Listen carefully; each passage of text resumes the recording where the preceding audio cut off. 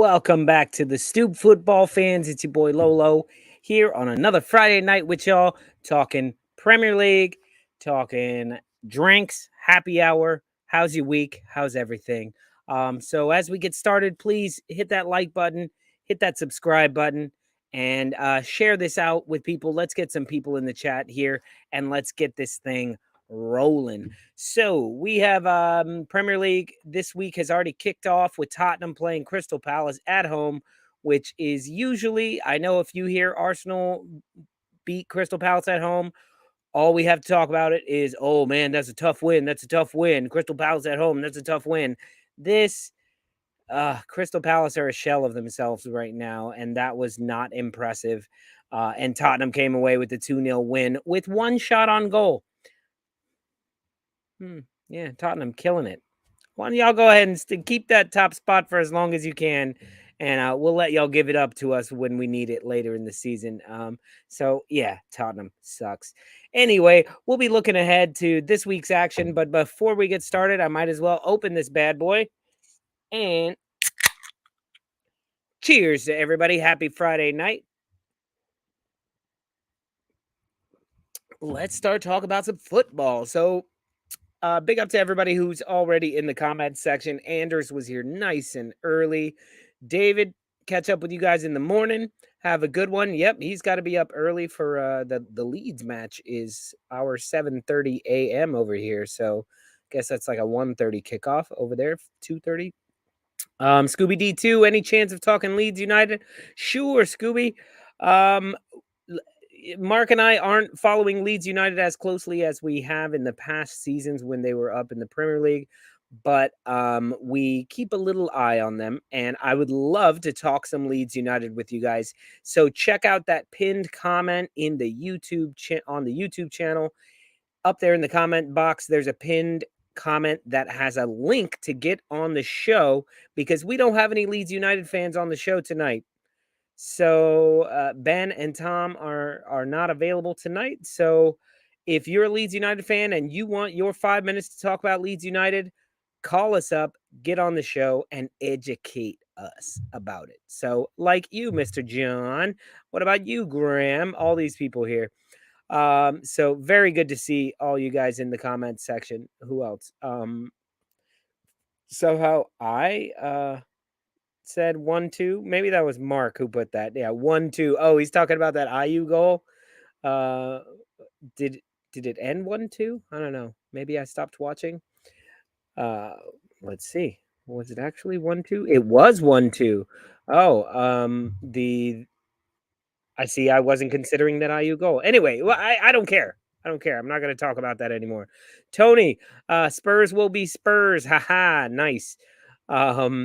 Very good there. Their feet typo. Oh, I guess that's from an earlier one. It's got a star above badge. Their feet shall never be repeated. First British club. Every player born within 30 miles of the ground. Well, there you go. I don't know what you're talking about. Leeds United. Oh, Celtic. You guys got started talking about Celtic. Anyway, whoa. Good evening from Odivelas. I'm not sure where that is. Let's see where that is. Let's see where we got somebody from Portugal. Ah, yeah. I wish I knew more Portuguese to say, but welcome from Portugal. Very nice. Yeah. Who do I know anybody around there? Sorry, now I'm getting. I'll continue looking up where you're calling in from, where you're watching the show from. But anyway, let's get started talking football. And the main points that I am thinking that we are going to hit tonight were in that thumbnail. And the first question was, is it too soon to start talking title race? Because in the Premier League right now, we have the standings. I believe they are here somewhere. Yep. So we have the standings right here. And Tottenham is up top with 26 points. You know, they played one more game than everybody else. So Manchester City, Arsenal, Liverpool, Aston Villa, Newcastle, Brighton, Man United, West Ham, Chelsea, all these teams in the mixer there right now. So to me, to answer that one question, is it too soon to talk about the title race? Hell yes, it's too soon to talk about any title race. But I think the question should be, are the teams that are up top legitly the teams that are up top, or are there other teams who are going to figure their shit out? Is Chelsea going to figure stuff out? Is Man United going to figure stuff out? Are Aston Villa, Brighton, West Ham just pretenders? Those sorts of things. Are Burnley and Sheffield United and Bournemouth as bad as they are? I don't know. So let's see. The title, BX Gunner, very good to see you. Title race talk is nonsense at this stage. The table is still sorting itself out. Absolutely. And right now there's no correlation between the teams that you have faced. A lot of Arsenal fans straight away I hear all the time right now is Spurs have only played these people. Arsenal have played harder people, and I'm like, blah blah blah blah. But there's something to be said about that. I feel it's not legit until we've played every single team at the halfway point. You've played every single team, then you really know where you're at. You can say let's double the points that you have halfway point, and that's pretty much where you're going to land. And it happens and it doesn't happen. So we'll see. Sanjay says if we beat Shitty, then the race is on. Excuse me. I guess that's I'm going to assume you're not a Tottenham fan, but maybe you are. So we'll see. Glenn Hayes, hola, ¿qué tal? And so let's hear the next point. A Man United fan. Oh, sorry. Yeah, they play this weekend. Yeah, which could totally happen. That's the way City is. We'll talk about that in a minute. And so the next thing that I wanted to talk about, or are Spurs legit?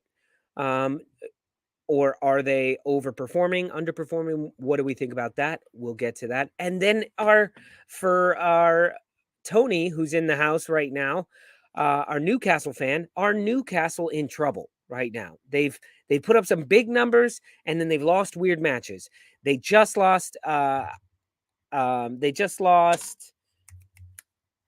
Isak.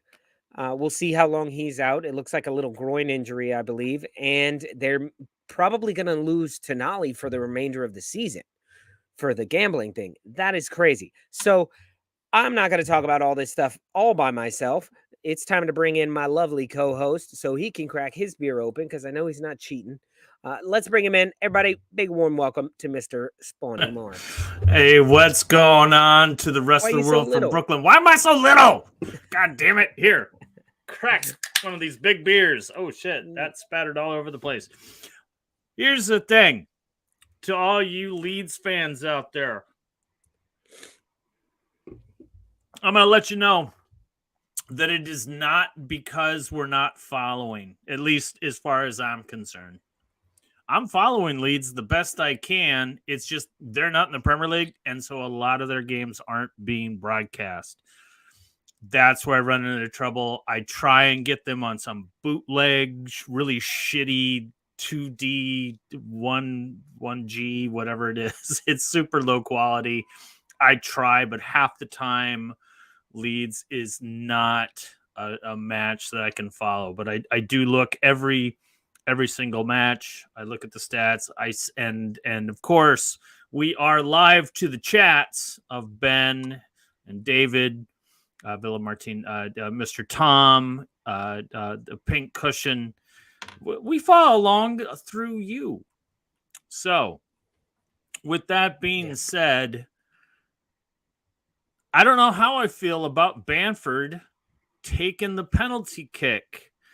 From everything that I've read and the vibe that I get from those that watched, it's kind of like Bamford said, I am Lord of the pitch, and I'm going to take it, you know. And I think there's a certain what's the word I'm looking for? There's a certain je ne sais quoi?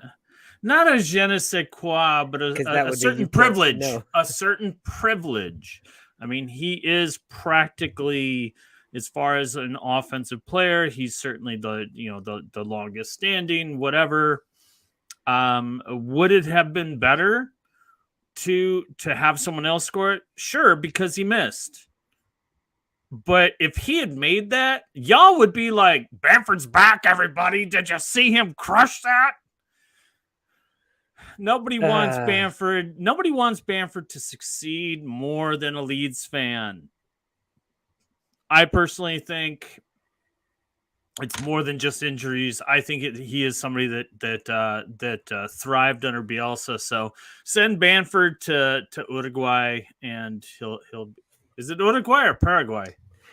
Uruguay, but I don't think it's that easy of a thing. He would have to change nationalities somehow. I know. He would have to become. And I don't know. He doesn't look very Uruguayan. I don't know how deep his lineage is. I would actually say that Bamford is more pale than me, or maybe more. Maybe I should say more pink than me. Although I'm not nearly as posh as. My grandfather was from Uruguay. My name is Patrick Bamford. You stole my hot dog. Prepare to die. Oh, come on. He's Spanish. No, I don't know where he's from. Inigo Montoya. I don't even know where he's from in England. Like, is he from York? Is he from Leeds? Bamford? I don't. Oh, he's from I don't think some posh place. I don't know. He seems pretty posh. Look at Glenn Hayes. I appreciate your effort, Mark. But honestly, mate, talk about Wolves, but it's fine.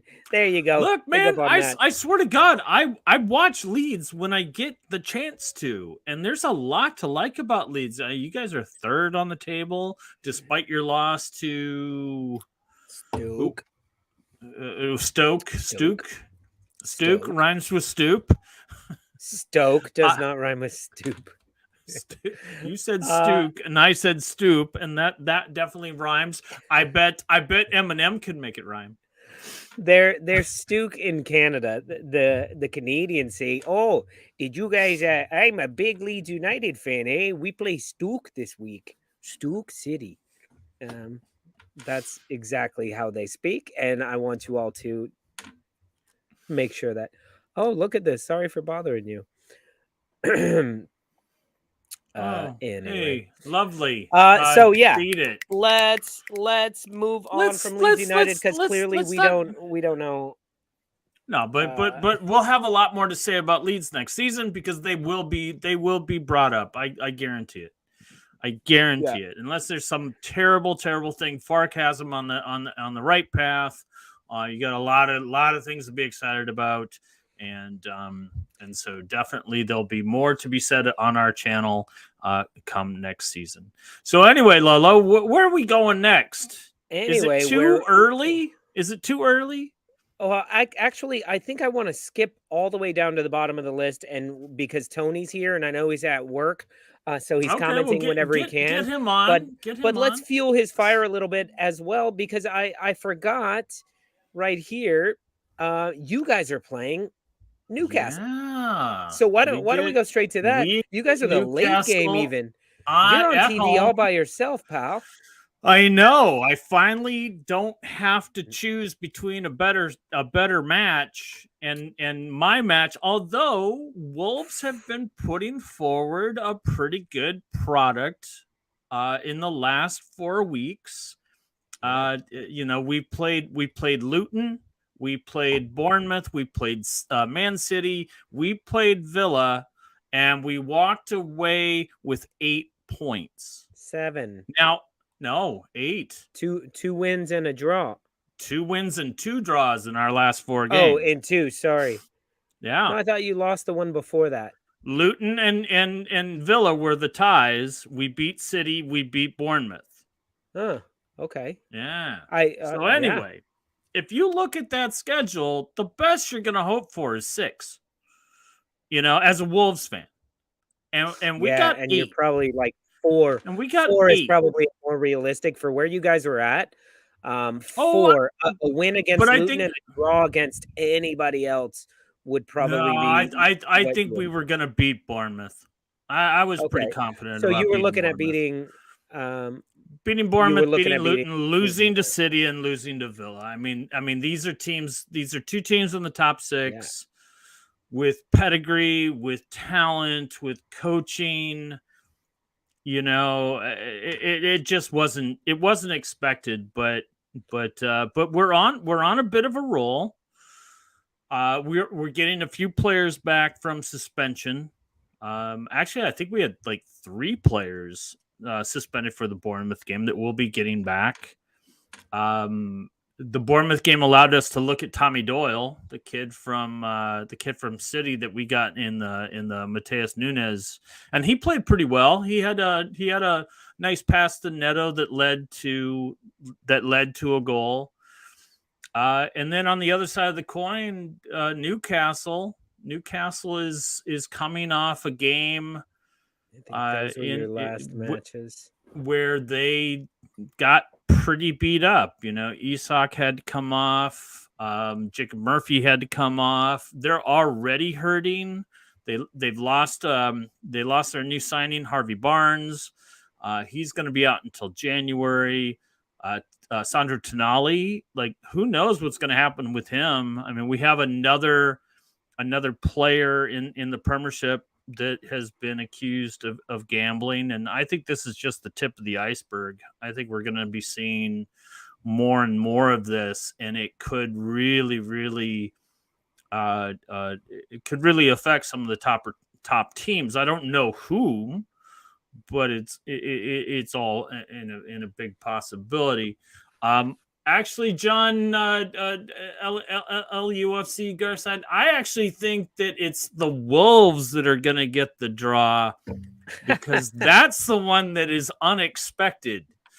You Yeah. know, I think that if any points that go Wolves' way is considered an absolute victory. We are talking about a top 5, top 6 team, regardless of who they don't have, because yeah, they lost Isak, but they replaced him with Callum Wilson.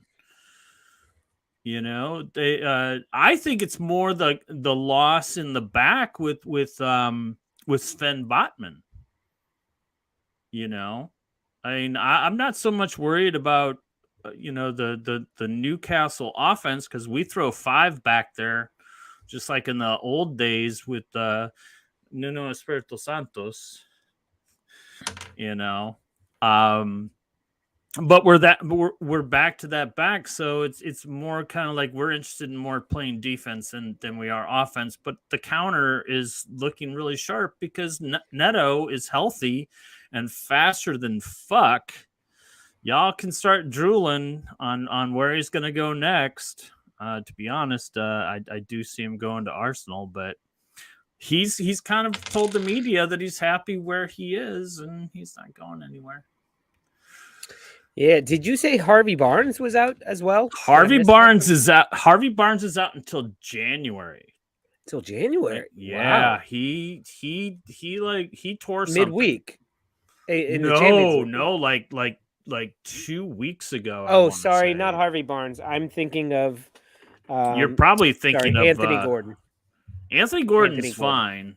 Yeah. That's what I was surprised with, because I was like, no, he played midweek, but yeah, Harvey Barnes is out. But he only played a couple of matches, but he was great to have off the bench. And so what we're talking about is something that is making us all believe that Newcastle are contenders for the top 4 for, at the very least, if not for the league, is that they added so much very high quality depth, and the likes of Tonali in the midfield, with it just shores up so many issues that they had last season, having Tonali in there, to the point where, like, if you're not an avid Newcastle fan, you didn't know they were missing that sort of guy.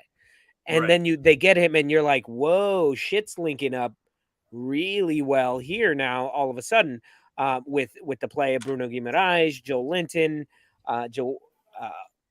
and but something's wrong with Newcastle for me. Something is very, very wrong, because, and I can tell from my fantasy football stats alone, because Kieran Trippier it's just he's always good for like 5 or 6 points, if not 8 to 11 points with an assist, a clean sheet, all the bonus points and things like that. But I think Newcastle had a clean sheet against Crystal Palace this past weekend. Mm-hmm. Then they had a clean sheet against Burnley. I guess they've had some. No, see all these 1 goal, 3 goals, or not 3 goals, 2 goals. I just feel like something is up defensively with them, where they're not. I don't know. I don't even know what I'm trying to say here. They're not as solid defensively. Maybe I can say it for you. Is that it's still early in the season, and they are trying new things because they can afford that.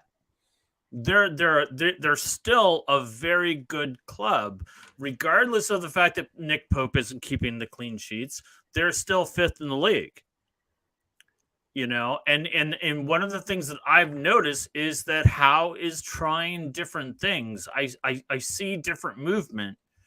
I think eventually, if it doesn't work, and before they get too far down the table, that they'll go back to the proven formula. And I don't think that the injuries, with the exception of Botman, I don't think the injuries hurt them, because one of the things they've done really well in the last couple of transfer windows is become very, very deep.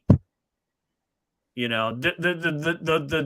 depth behind a certain player is not exactly going to knock your socks off, but guess what? It will get you there.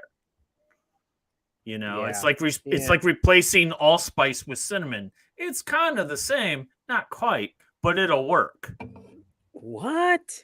You heard my ass. I was making cookies this week.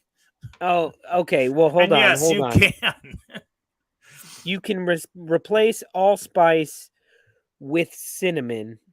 No, the other way around. You can use allspice. You can use allspice as a substitute for cinnamon. It'll work. It won't be the same, but it'll get you there. And that's what I'm saying. Ooh. I don't know. I don't know about that. I'm gonna have to go upstairs and smell if you're drinking gin and you run out of gin and you got tequila, well, that'll get you there too. That's a different story. That's drinking, not baking.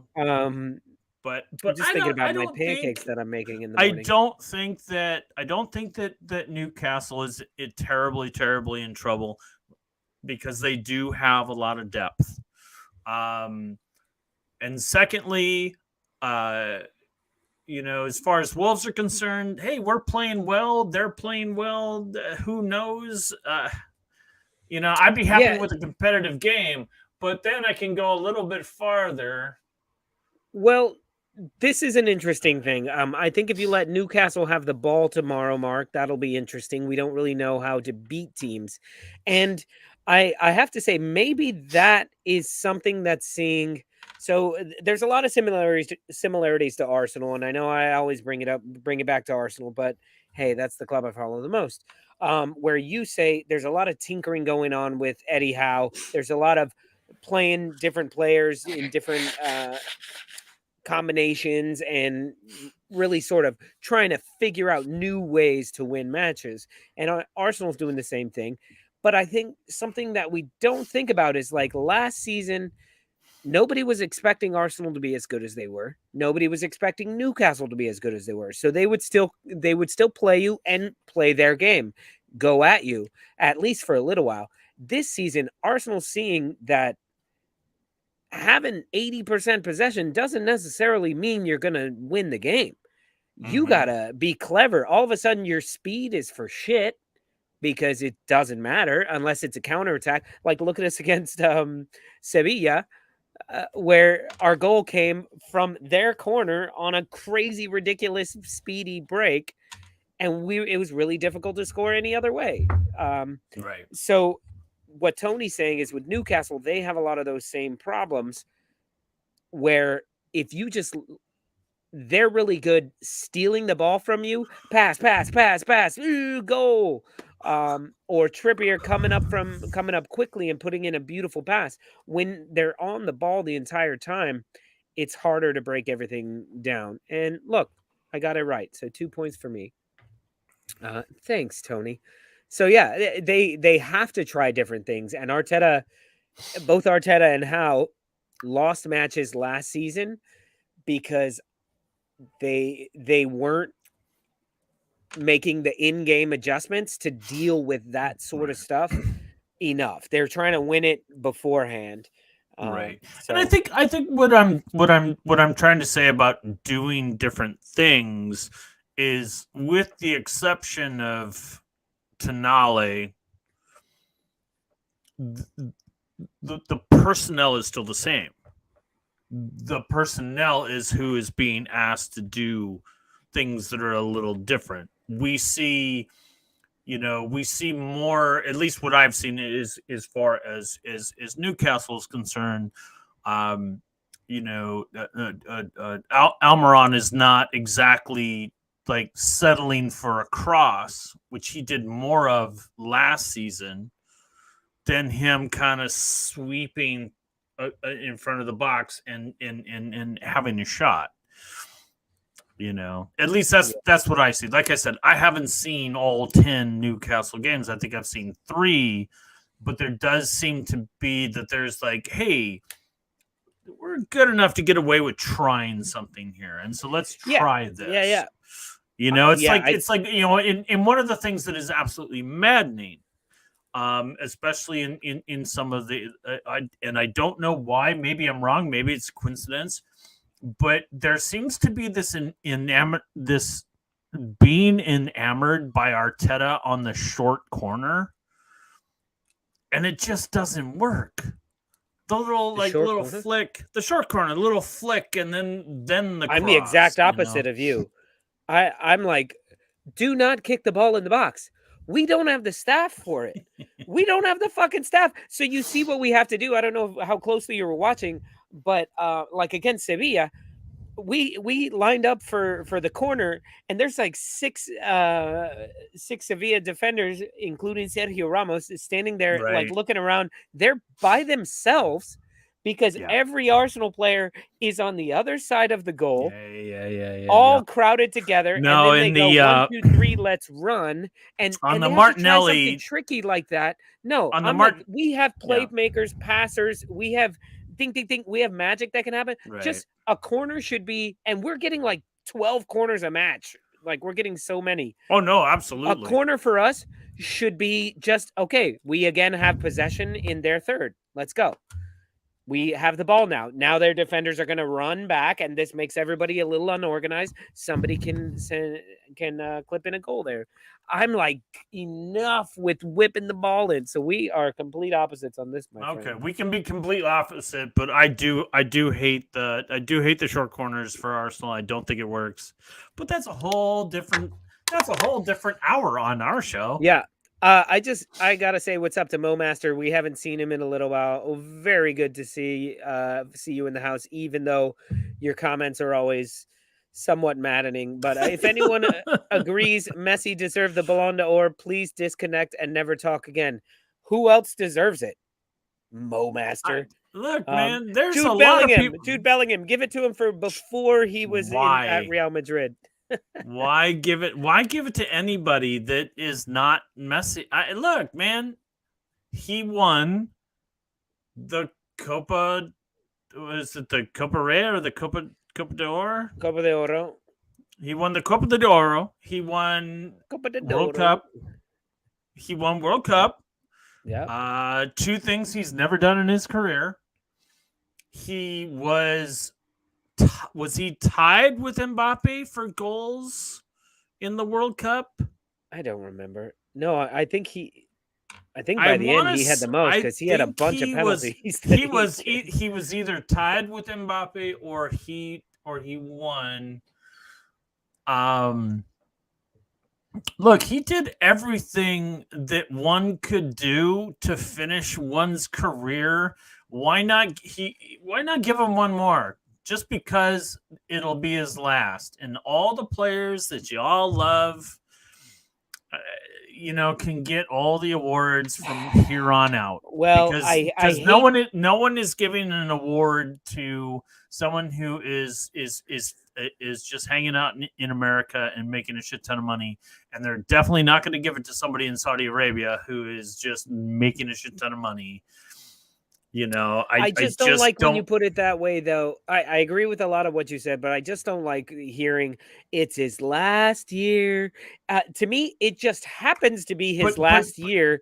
That's like that's his what last I'm real year. getting It at. just That's happens what to I'm be. getting at. And he also had an incredible year. Now domestically, he didn't have a fantastic year with PSG, but that's more PSG's problem. He still had crazy numbers. So to me, the only other one that people are talking about is Haaland. Tony says still think Haaland should get it, but he won't. And to me, I'm like, why? Because Man City won the treble? Then give it to Pep.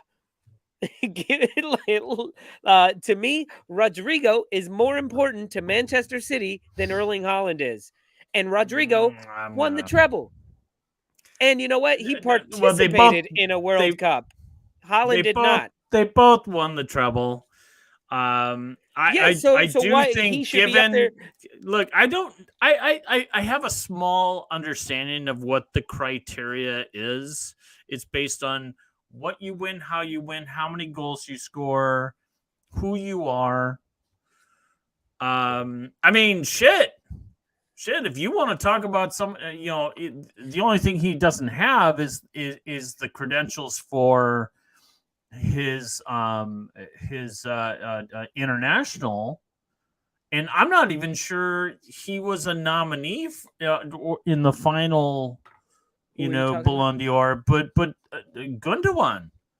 Gundogan's white. Up there. Yeah. Okay, he played for Germany. He played for Germany. They didn't win anything. Yeah, Germany did. It's a bad German team right now. But it's a very bad German team. I think Gundogan was in the 30-person shortlist.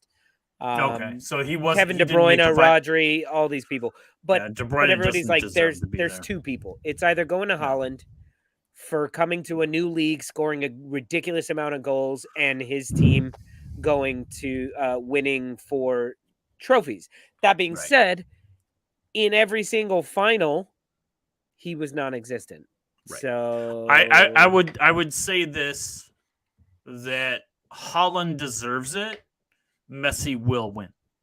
If we're and y'all should have just watched this 2 weeks ago, because I feel like we're just repeating ourselves. Doesn't matter. I'd rather talk about what people in the comments are talking about, like lesbian Nana. My Nana was not a lesbian, and she would beat you with her slipper if you said that. Are you sure, though? Like, Nanas back in the day weren't allowed to be lesbians. So I think a lot of people out there have Nanas that are probably lesbians. Seriously? Maybe not yours. I'm just saying. But am I wrong? Mark, if you think about it, there's probably a lot of people's grandmas out there who would have really loved to have been lesbians but weren't allowed to. I'm just saying. And grandpas who were gay but had a lot of kids because they had to. Tell me I'm wrong. You're wrong. You're right. You're wrong. I am absolutely right. The numbers just, it's not like all of a sudden there's a lot of gay people in the world and there never were before. The fucking Greeks and Romans, they used it as a military tactic. They knew to send boys out to war, boy whores to war, not because the boy whores wouldn't get pregnant. I still think back then they were referred to as rent boys. Probably. Little Phil Foden. I'm so... Okay, so just no, but come on. How, is Ben White's locker just a tanning booth? Yeah, because it's getting ridiculous how bronze that man has gotten since he joined Arsenal. He's on the beach so much. He's on the beach so much. No longer, living up to his name, because he's I think his name is not Well, he had to Ben dye his White. hair. I think his name is damn, it's gonna sound the same, but Ben White, not Ben White.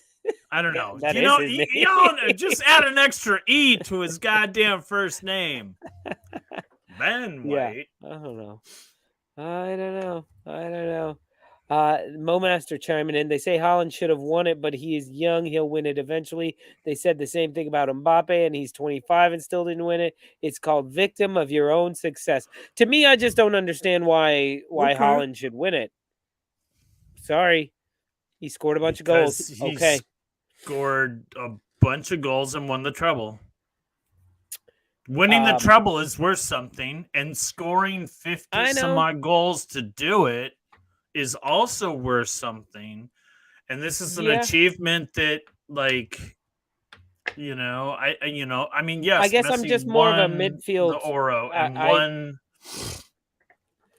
I would just always prefer giving, like, to me, it's somebody who your team would not have done that if you weren't there.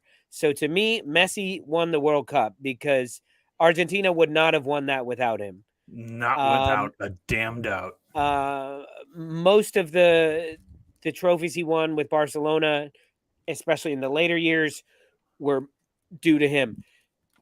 I think Man City could have quite possibly won the treble without Erling Haaland. No. Why not? No. Because Julian Alvarez scores goals for fun. Sure.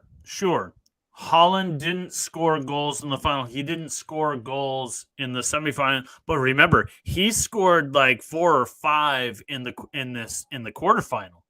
He was scoring goals, and there was points where he was the only goal scorer that helped them advance. Haaland, it was never the problem. It's just a matter of too much of a talent, too much talent on that team without him. I don't think they win the treble. Gary, dude, drop your.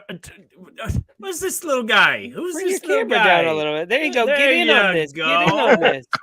There you What's go. up, Gary? Be a talking head, not a talking thumb. Hello, people. Hello. Long time no talk to. Yes, Gary. it is. It is. It's been a while. Back from Barbados? Correct, sir.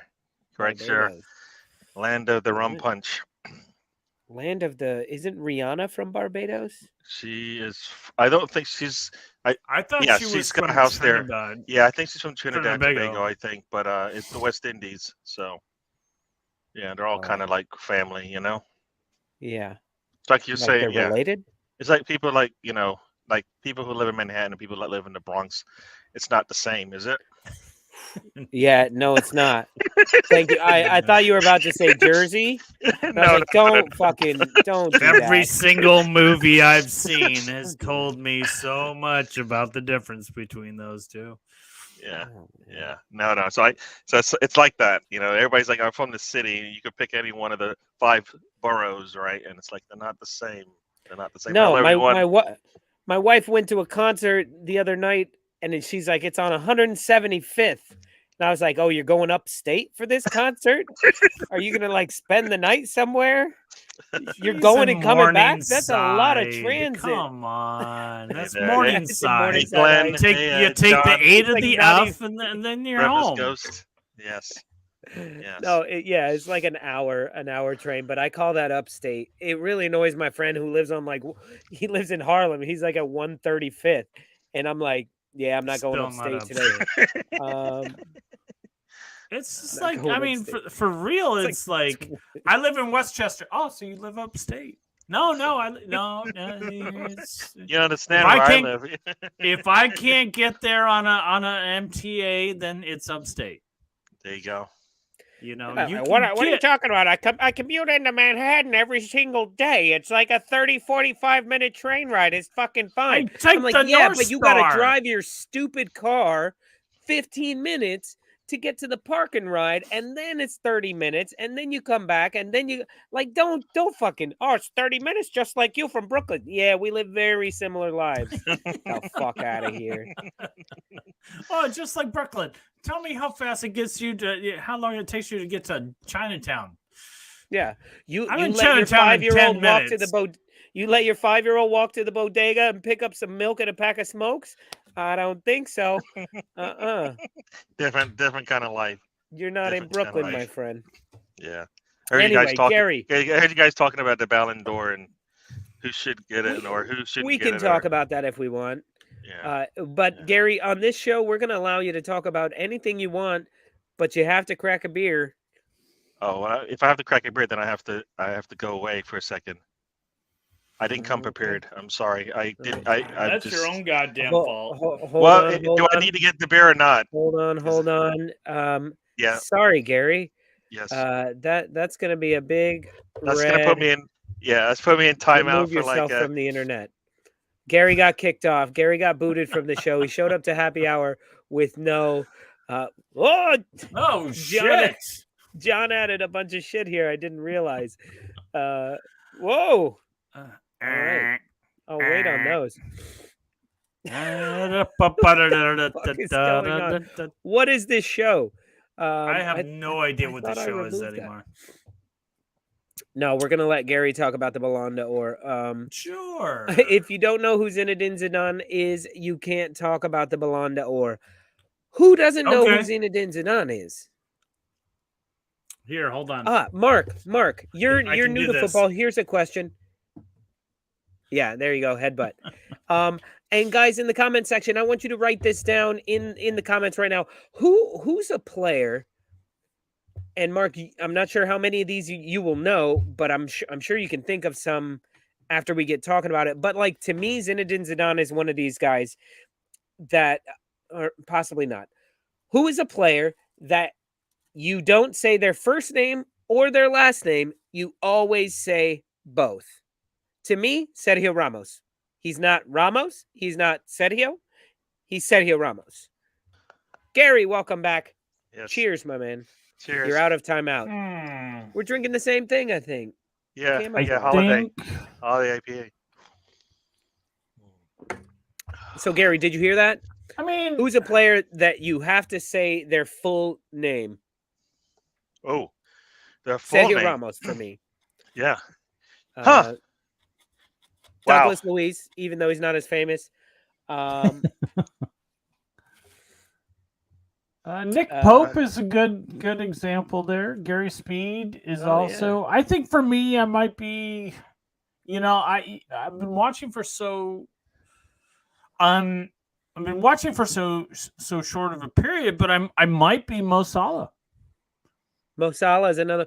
I mean, we do say, "Oh, Salah was so good," but yeah, you're right. It feels much better to say Mo Salah. I hear Mo Salah. I see Mo Salah. I say Mo Salah. Yes, Mr. Tom. Matty Ryan, who played for Arsenal. Anyone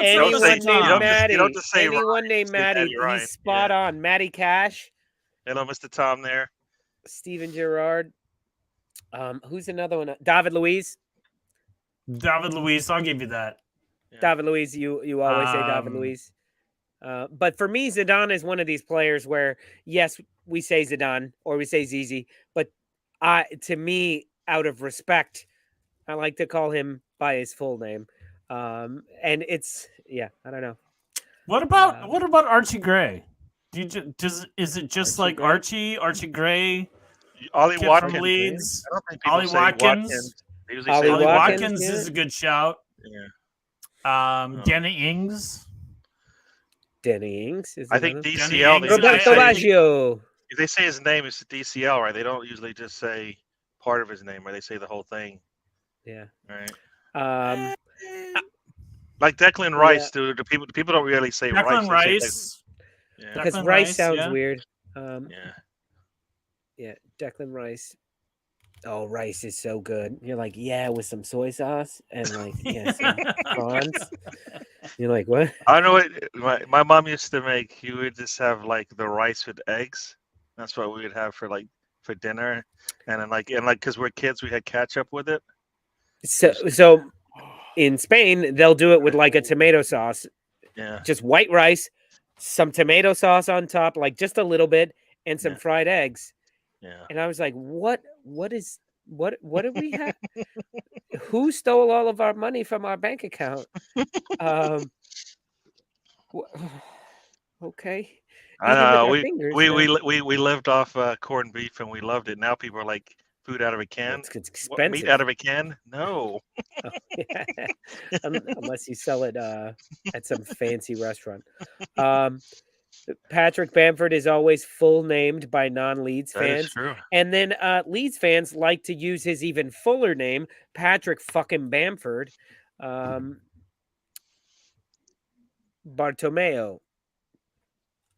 What are we talking about? What do you mean?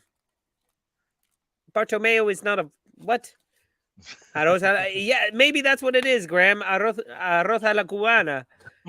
Yeah. I'm like, what are you doing to my rice?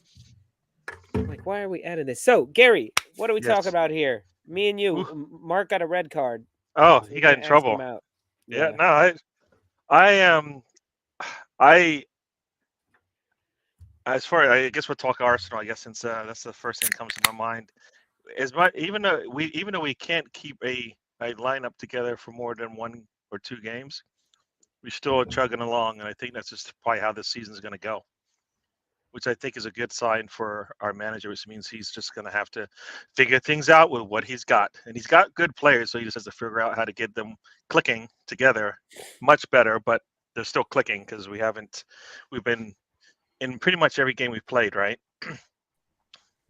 So yeah. I think that's a good sign.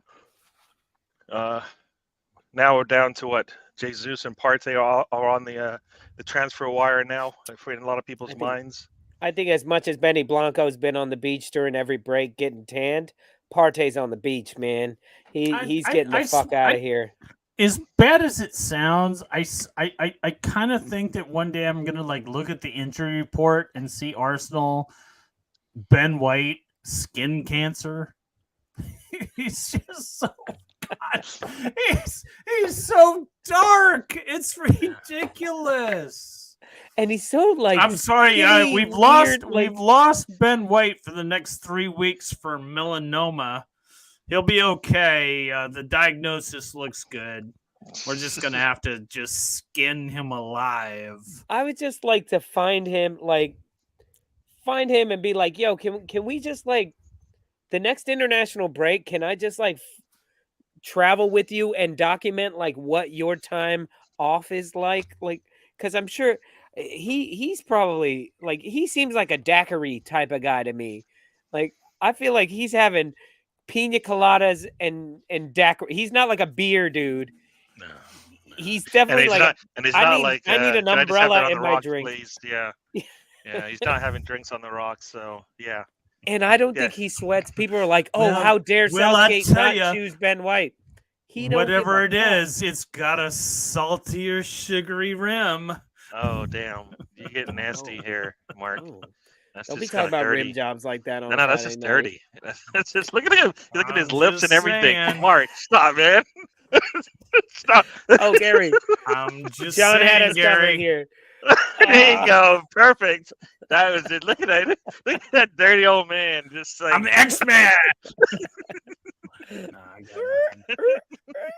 That's right. I wanted that head to explode so much. Free candy on Tuesday, man. Get your free But candy. I swear to God, like, I mean, he's like the tennis man.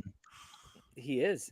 Benny Blanco from the Bronx. And it's like I just don't Graham, I don't kind of get it, you know? Buenas noches, Graham, as well. So that was funny. That was fun. Gary, I wanted to ask you a question that Mark asked me last week. I think we were off air already at this time. He saves his best questions for when nobody's listening.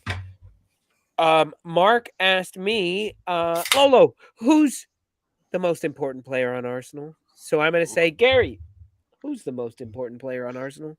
The most important player in Arsenal right now. This is a 2-part question, by the way. All right, this is part 1. For me, it's Declan Rice because I always precursor this with, when it was between Casado and Rice, I'll take either one of them. But for what Arsenal needs right now, Rice is giving it to them. Like if they need something right now, he usually is the man that does it. If the entire team's struggling at some point, his name will come up. So I think, and the fact that he's playing right in the middle of the pitch that's what everybody says. You can tell your leaders from where they are in the pitch and kind of do they deliver when under pressure. And he's been doing that for us. So the most important player would be Rice. I know there's, people will say, I see a Saliba there. But I think Rice is who will talk, I'm happy to give Rice the captaincy, even though I know that that's a faux pas in the laws of some in terms of how captains lose their captaincy. But that's what it looks like. It looks like what he's doing right now for this team. Yes, it's only 9-10 games in, but that's what it looks like. It looks exactly like that for me. So I'll be, sure. I think I'm rolling with Rice. I think he's now surrounded by lots of really good players. So it should be a lot easier for him, but we still need him to work over and beyond. That's the crazy part. He's got better players around him, I think, than he had at West Ham, but he still has to go and kind of outdo himself every day when he gets out there. All right. So part two. Go ahead. Mark, you can give part two as your question. Do you remember it? I don't remember it. I don't remember it, but part two was part two was, would you take the league, winning the league, if it meant you lost that player that you chose as your best player at the end of in the next transfer window? Wow, I was stoned. After that, like next summer. Because this. No. I see what you're saying. Take the league? Would you win? If right now you were guaranteed to win the league, but Rice is gone. So you're guaranteed to win the league, but your best player leaves next season. Like the season after you win the league. So you win the league this season, and you think Rice is your best player, Rice goes somewhere else. You think Odie is your best player, Odie goes somewhere else as a reason. That's the cost of winning the league. Wow. Yeah, because you're not guaranteed the league the year after, and everybody else is going to get better and better and better based on what we're seeing now. So can you get another Declan Rice? Probably not, but can you continue to get, could you sell him for 100 mil, 150? That would be the key thing there. I guess, well, I think the only one you're selling him to 150 for is the Saudis. Yeah, I don't like the question because I think he's, but you know what? I'm selling him if I get the league. I'm selling him if I get the league. I don't want to do it, but I'm selling him if I get the league. Fair enough. Fair enough. So I'm gonna branch out a little bit here. One second before you branch out, let's branch it out even further with Hey, look at this guy. Mr. Tom, hello. Welcome to the show. Welcome to the show, Fuck Duck, as well. We're in the middle of a very important thing that Mark has to say that I've cut him off twice for. So you're just jumping in here, Tom. We'll get into introductions later. Go, Mark. All right. So something that I've seen and something that I'm hearing Tony say is that Rice is becoming a very, very important player for Arsenal. Wait, Tony just said dun dun dun dun Rice baby. I'm sorry, Gary. I meant Gary. Okay. I was looking confused. For Tony's comment. You know what it is? It says tan. Tony's got the Ben White tan, and so you couldn't tell the difference. I get it. Oh no, y'all look the same. If we're gonna go there, y'all look the same to me. But no. Here's something that I've kind of wondered, and there's been a definitely a contrast in play between Arsenal of last year and Arsenal of this year, and one of the differences is Declan Rice. And Gary has basically said that Declan Rice is the most important player on Arsenal. I have watched almost every Arsenal match this season, and they're pairing in the midfield Odegaard and Rice. And a lot of the times I say to myself, where's Odegaard? What's he doing? Do you think that Rice kind of overshadows and kind of diminishes the role that Odegaard has as a midfielder? I would I'll tell you love this, to take this, but if Yeah. you want to take it, Gary, go for it. I might go in a different direction than you. I thought having Rice in the midfield would have made things easier for Odegaard, so he could actually But it do a doesn't. lot more of the creative stuff that's required. But I think Arteta sees it as, well, you're my leader, so I'm going to ask you to do some things that you're probably not as comfortable with, and takes away from your positives. And I think that's what's happening there for me. I think Rice is just out there enjoying life. Give him the 8, give him the 6. He seems to be having fun there. Odegaard's got like chores to do, and he doesn't like them at all, I think. So, because I expected him, I said, what, last season he got the 15 goals. I think Xhaka and Partey and him all worked out perfectly. Now, supposedly we have a player who's more reliable, so he's going to be always there. So he's going to have to get comfortable playing with Rice.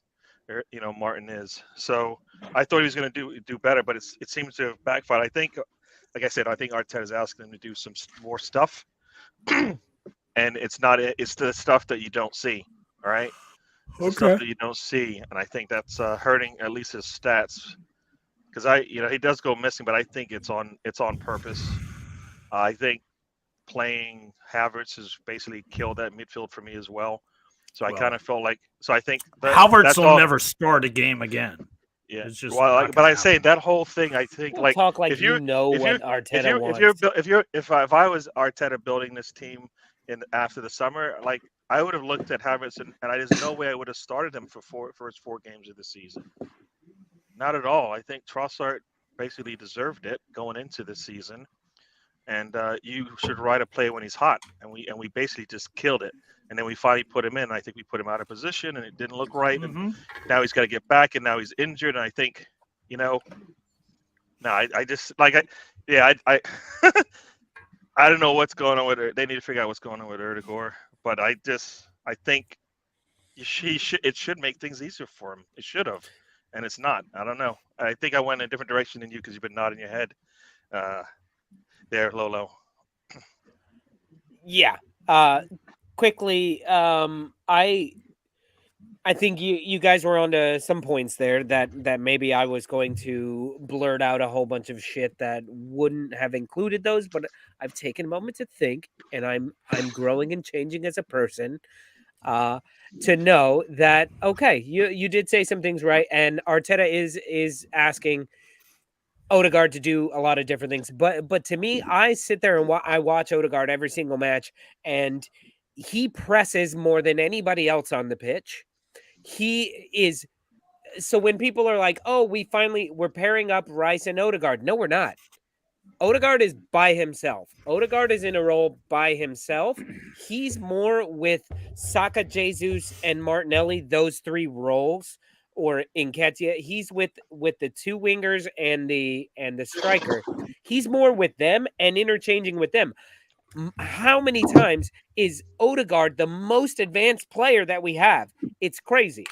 So to me, it's the other midfield person that needs to pair with Rice better, and it's not Havertz.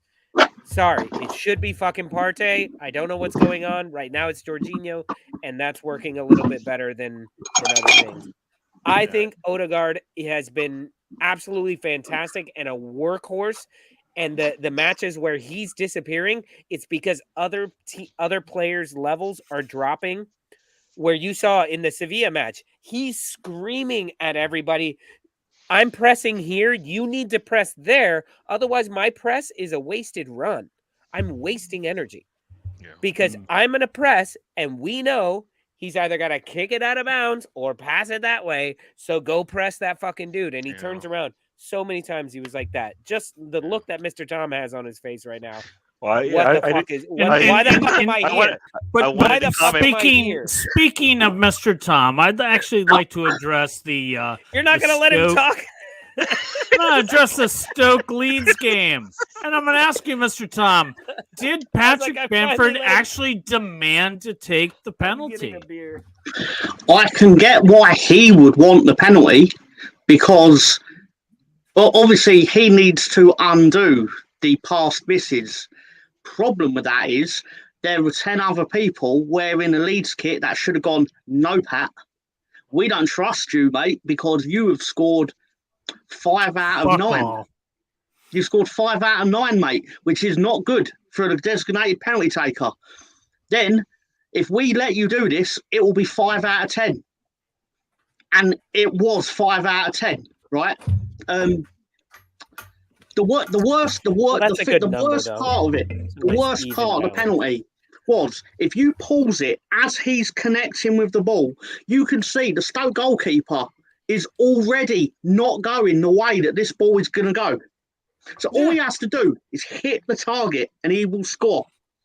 But Bamford did Bamford things. And then as soon as I saw the ball clear the crossbar, I was at work at the time. I turned to all my colleagues and went, Stoke are going to score in the next 4 minutes. They went, what makes you say that? I was like, because we're Leeds. And then, I'm obviously not a watchmaker, but that's exactly what happened. It was travesty. It was travesty. To be fair, though, we didn't deserve to win that. Well, you only would have drawn. In worst case scenario, Banter. I mean, Leeds is third. You know, yeah, but they're Mark, playing very, very well right now. And Mark, and Fark has got. We're doing okay. No, Mark, subtract 3 points. Subtract 3 points from what they have. Subtract 3 points from what they have, and see how far down the list that goes. I think it's 11th place in the championship. Is within 3 points of Leeds United right now. It's first and second place that are doing well. Everybody else is doing okay. Hey, somebody's got to be up there. Tom, this is our Leeds United segment, by the way. I don't know if you realize, but a lot of our fans are very excited about you actually talking real Leeds United because Mark and I did half-assed Leeds United earlier. Oh, well... Tom knows I watch Leeds United. It's only when I can't watch them. When I watch them, I comment on the show. You've probably watched more Leeds than I have due to the fact that you have access to more Leeds than I do. With the TV deals being what they are, I was fortunate that I was able to watch the game on Wednesday because it was on the main Sky channel. Right. That was covering it. But generally, Leeds get shown in America more than they do in England. Yeah, I have to watch it on a bootleg channel to be able to watch Leeds. Oh, fair enough. Sorry, Gary. No, I have to chase it. I have to chase it to watch Leeds, and sometimes I don't get to see it. You know, I must be thinking when they're in the Premier League. Then. Exactly. Gary watches Leeds on his phone. Don't know. Yeah. No, I was asking you if Leeds actually plays football. Is that the Leeds you're talking about? It was a joke. Oh, fuck off. Boo, Gary. Boo, get out of here. I know. Get out of here, Gary.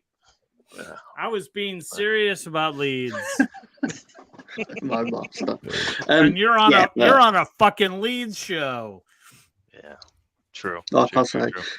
Don't get me wrong. I'd still rather be third than actually like 11th or whatever. We're winning more than it's less miserable than pottering around 17th in the Premier League. Hold on here. I got a problem with this. Mo Master says 2 years ago when me and Mr. Tom were on Sky Sports, you didn't even know who Messi was, Mark. Do I live in a fucking bubble? No, Do you what he meant think was... that I would not know who one of the greatest footballers in history Do you not think that would come across my radar? No, he's not told the full story there. What he meant was Sky News, because they were doing a feature on him being discovered in the dungeon. So it actually wasn't anything So to you're do with saying football. the dungeon gets better coverage than I do, and he Well, says yeah, it's but true, Mark. He says it's I true, made Mark. them- Be honest for once. I don't understand what that means because Well, I definitely know who. Yeah, Messi was. let me back Mark up on this. With the even if you didn't watch football, you knew who Leo Messi was. You knew who Messi Yeah. was. He was a worldwide thing, even if you didn't watch it. If you just watch World Cups, which in the United States, believe it or not, the World Cup, That's all a lot we of people get watch. into it. A lot of people really get into it, and they watch football once every 4 years. Yeah. And they watch the World Cup, and they'll watch the United States do what they do, and then they'll go, "Oh wow, this dude is incredible." And that's why they know who Ronaldo is. They knew who Ronaldo was as well without watching him. So to not know who Messi was is crazy. Now, if you were to ask Mark, do you know who Iniesta is? Do you know who Zidane is? Well, you might have known Zidane from the headbutt, but you know, things I like definitely know from the headbutt. But But yeah. no. I'll admit there's a lot that I know, but you know, Jesus Christ, boys. I believe he was exaggerating. From where I was 4 years ago to where I am now, I know a little bit. What Lolo said about the World Cup every 4 years, that interested me because it reminds me of when I used to watch before I was into the NFL, I'd watch the Super Bowl. And this happens at work on a yearly basis. There'll be someone going, I don't understand American football. And I'd be like, I'd happily tell you. But the next NFL game's going to be in 6 months' time. And you've totally forgot all about it. It's teaching you the rules fucking pointless. And that's what I imagine it's like for the World Cup. And did you know who Tom Brady was? I did, only because let's say every Monday it would have been in January, February. I'm talking like in 2002, roughly. There would be a thing on Sky Sports News where they'd go, and the New England Patriots have won their third in 4 Super Bowls. And they'd show Tom Brady lifting the thing. So that's how I knew who he was before I knew the sport. Because in England, the coverage would be, they'll tell you who won the Super Bowl on the news. Yeah. That would be a thing. But anyway. Yeah. Anyway, well, Mr. Tom, since you're here and you guys just got here, I'm going to forego the bio break. I just took mine. I saw Mark take his a little while ago. And let's get into betting in the dark. Yeah, good. Do you have the hose connected? Is that the setup you've got this time, or is it just he uses the diapers? The cup. I'm just pissing on the stone, to be honest. Well, we're just happy to have you here for another round of Betting in the Dark with Mr. Tom. Betting in the Dark with Mr. Tom. Come on, love, place your bets. All right, Mr. Tom and the Fuck Duck. It's Finger the Duck. That's Finger the Duck. He's become the Fuck Duck. That's just nasty. That's a whole different duck altogether. Maybe you keep nasty. him in your dungeon. But Mr. Tom says, no, this is Finger the Duck. Come on. That's just dirty. Come on. Oh, Finger the Duck doesn't sound much better either. I know. It's not an instruction or a request, Lolo. That's where punctuation is very important. Punctuation in that sentence, in that name, is very important. All right, you want to do what? Finger the Duck was a very good duck, I know. A reminder to everybody: he was the best duck, the only best duck by far. These are not. This is not actual betting advice. We actually don't think you should take these bets at all. We have requested that Mr. Tom create some crazy odd parlays for us that will get us for $1, get us usually over $100. So we don't recommend that you play these. If you do, put minimal money down on them or don't.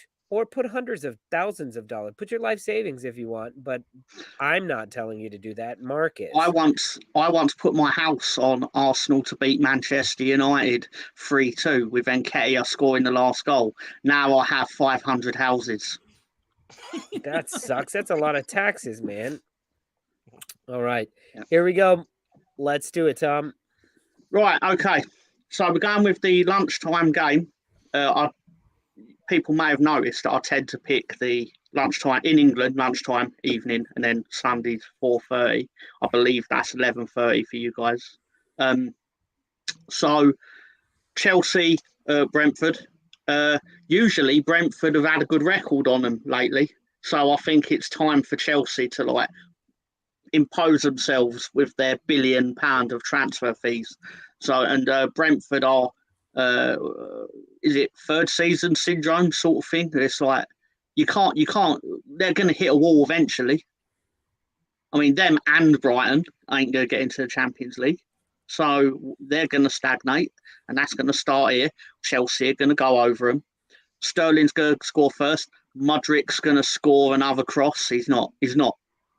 Don't bet on that. If that's not a bet, but I'm just saying. And you can turn one into 150.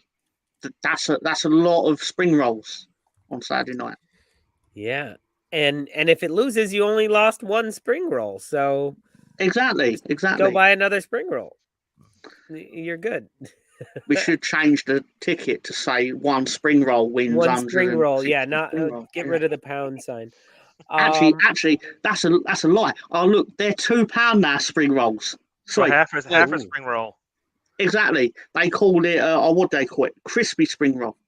No, crispy pancake roll, they called it. Are yours literally tiny like a finger? No, this was massive. Like this was like, you'd kill someone if you hit them with it.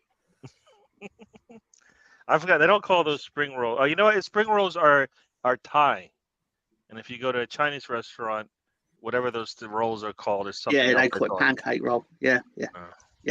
Yeah, I'm confused in two things that are basically the same. But a pancake roll for me is a breakfast pancake with a sausage link wrapped inside of it, and you dip it into a vat of syrup. That's a pancake roll. That's pigs in a blanket, though. That's pigs in a blanket, The first time I ordered a pancake roll, I thought I was going to get what Lolo got. But instead, I got this little crispy thing with like bean shoots and vegetables in it. And I was like, what the fuck is this? That doesn't sound good at all. It wasn't. It really wasn't. I was upset. I misled myself. I think what you guys are actually describing is what you want. What you want? What you want? You order now. Oh. He's going there. He went there. Yeah, why not? Why not? I'm sorry. I just saw a video of like some Asian dude singing a quasi rap song about their child. You know, I don't even know, but it was like, you know, she won't go out with him because he can play the ping pong. He's doubling down. Go on. And you haven't seen it? No. I didn't realise we were talking about a food item that you can put fingers mates in. Oh, a duck roll or a finger roll. Yep. He doesn't mean it. All right. Next slide. Right. The Wolves. Sorry, Mark. I'm sorry, okay? But I feel like Newcastle have got the minerals to eke out a result here. And obviously it pays higher because I'm backing you to score first. And obviously it's going to be Hwang who scores first. Well, let me tell you, brother, that boy's name is the Korean guy. And he's not only known as that, but then also he's known as Number Wang. I was going to say, I thought it was Number Wang. I'm going to tell you, brother. And I'm going to tell you, Tony, too, because I see you in the corner hiding out. You're not on the show. You're hanging out in the comments. And that makes me angry because I thought we would have a moment together and we would talk about this match. But I'm going to tell you, Tony, that your magpies are going down. Yeah, that's right. Because it's going to be a show of Neto and Heat-Chan. And we going to get back Nelson Semedo. And God knows who else, because it's at the Molyneux. And what happens is then the Wolfpack is going to run wild on you. All right, just confirm. I think Mark thinks he was doing Macho Man Randy Savage. What he was actually doing is a combination of every 80s wrestler that's ever existed. Yeah, Tom, I don't think he had one in his mind because he went Hogan, brother, to Macho Man, and ended with a Ric Flair. Macho Man, I'm gonna do the Macho Man. Did I not hear a little bit of Dusty in there, or am I reading? Dusty Rhodes? The cream has got to come from the top. Where's Miss Elizabeth? Well, this brings up. Everyone's naming a different wrestler. Everyone's naming a different one that they heard a bit of. Brilliant. Brilliant. I knew I was right. I knew it. Woo! This brings up a burning question that I've had, Mr. Tom. Like, we get some really lackluster commentators on these matches for the Premier League.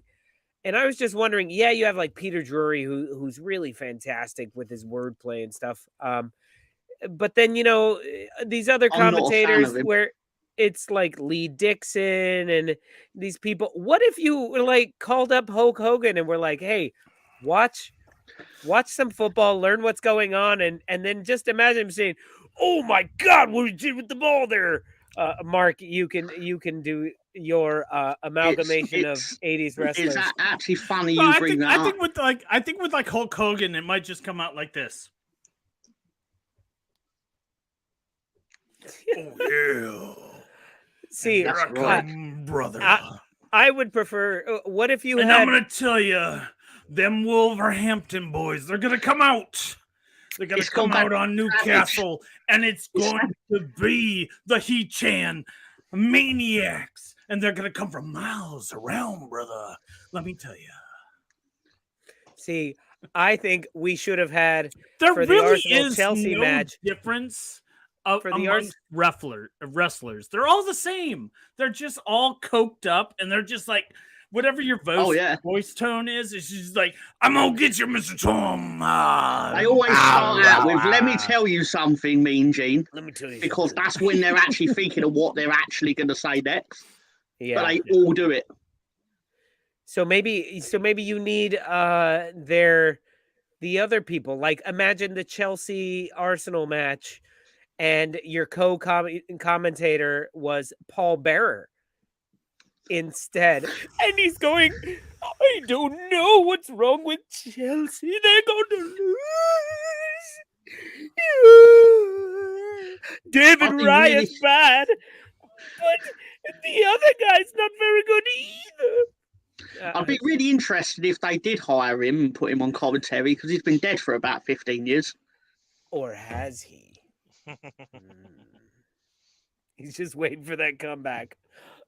It'd be a hell of a comeback. Oh, because if he was going to come back, it would be on a random Saturday in the Premier League, wouldn't it? Yeah, exactly. But yeah, all right. So, Callum Wilson will probably get a penalty at some point because he usually gets one. Got 2 against Leeds, but not there. The refs are like to put a penalty on us. Yes, it's true. Wow. All right. Well, right. So, going with this one, right, this is surprisingly difficult to get a good payout on because, having Haaland to score, no value in it at all. Yeah. Having him to score twice, a little bit. I won't grab him to score all 3 because Alvarez does like the chipping. So, I do think Manchester United score. Just based off the fact they've got the weapons up front that can do it. But I mean, they even scored twice when Man City scored 6. So was it 2 or 3 that they scored? Anyway, win was at Ellen Road. But yeah, here's the thing about this, Tom. I feel like Manchester United are so fucking stupid that they're going to win this game 2-1. Like that's how stupid Man United is. There's no way on earth they should, but I feel like they're going to do something that just like messes with all my bets. So do Man United 3-2 and Man City 3-2, and then you'll get more money on Man United to win 3-2. I don't think they'll score 3. I could see 2-1. And McTominay with a brace. Imagine that. McTominay and Maguire on the score sheet. It's funny. In a VAR world, of course, Man United can score 3 because they can get 2 late penalties. I'm going to interject something here, and this is based on how the Man United Copenhagen game ended. Complete stoppage time, penalty kick by Copenhagen, and Onana just stops it cold. I've been waiting for that moment for this guy because he's been touted as like the oh man, this keeper coming into the Premier League, he's gonna kill it, and he hasn't. He's had moments, but he's not lived up to his billing. But the stop that he made to win the game and basically save United in the Champions League, I mean, to give them a chance to move on to the knockout stage. This is something that I think that gives him confidence, and I'm not exactly afraid of City right now. City is not in the greatest of form. They're notorious slow starters. This is something that like I think United can sneak this one. You know, it's at home. You're saying it's at clean Trafford. sheet? I'm not saying clean sheet. Saves? I'm not saying clean 2-1. sheet. That's what I said. 2-1 United. I'm not saying clean sheet, United, but I wouldn't be surprised by the clean sheet because that dude was hella form for Napoli.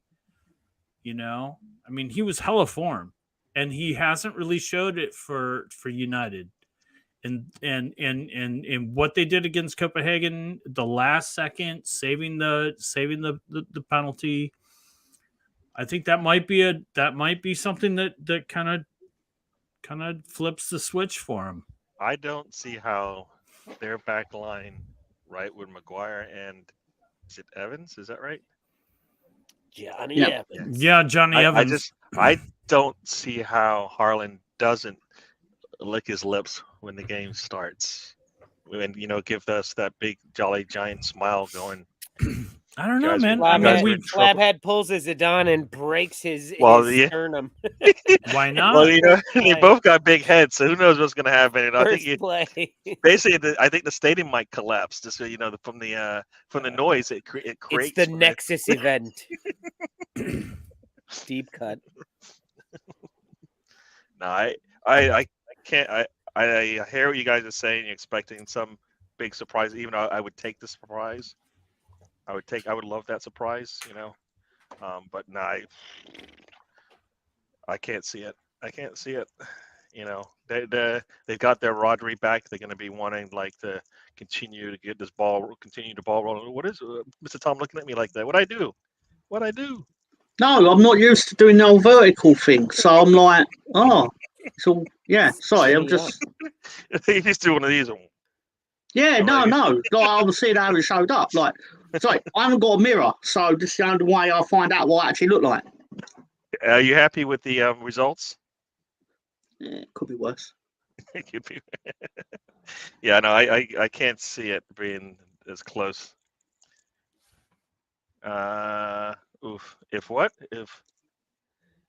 If Man United's team ran out playing for Arsenal tomorrow, what we would say Well, I guess here's I think I understand what you're saying there.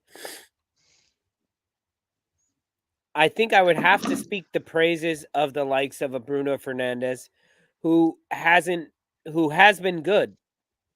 He has been good this season. If you look at his actual numbers, he's been very good.